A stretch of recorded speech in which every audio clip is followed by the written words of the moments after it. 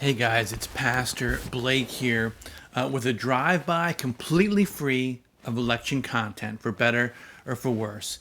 You guys may remember the story from John 21 where the apostles are out fishing and they're not catching anything on one side of the boat, like the net is empty, and they see Jesus. Now this is great because Jesus has risen from the dead. This is the third time that he appears to the disciples, and he says, hey, go throw your net to the other side and try and catch fish there, and it works out great.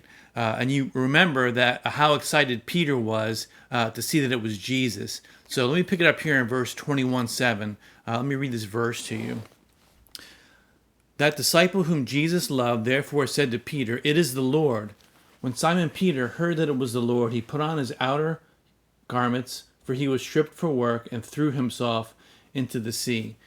Peter was so excited that it was Jesus that he couldn't wait to get to him. He essentially jumps into the water and swims to shore. And this is really surprising to me because you remember the last time Peter effectively had contact with Jesus was when he denied him 3 times in the courtyard of the high priest.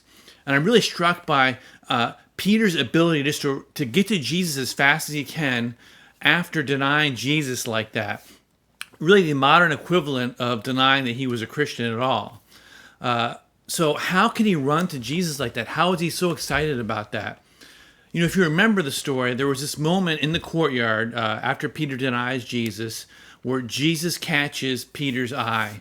In that moment, Peter just loses it because he knows that he's sinned, that he's broken Jesus' heart. It's a heart confession. He's breaking down right there in front of Jesus.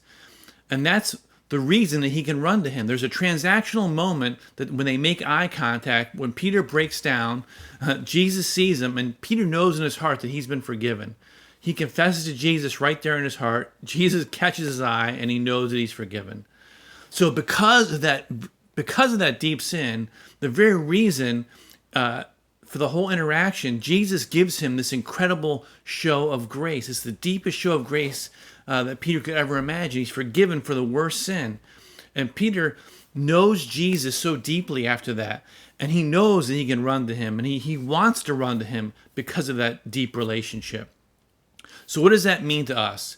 You know, it means that in order to have that deep kind of relationship with Jesus, we're going to have to catch his eye too. We're going to have to lock eyes with Jesus over our deepest sins. So the problem is most of the time we're usually just running around thinking that we're pretty good people. There's not a lot that needs to be forgiven. So we're not really feeling the need or the desire even to jump out of the boat to get to Jesus because we're doing okay by ourselves. You're only going to get that deep relationship with Jesus, that desire to be with him, if you're locking eyes with him in the courtyard of Caiaphas there. You're locking eyes with him. You're coughing up the deepest sins of your heart, those things that show us, that prove to us and to God that we don't love him like we say we do. So that deep Jesus-denying sin that we bring to him, it also means the deep grace that wants to make you get back to Jesus as quickly as possible. God bless you guys and catch you next time.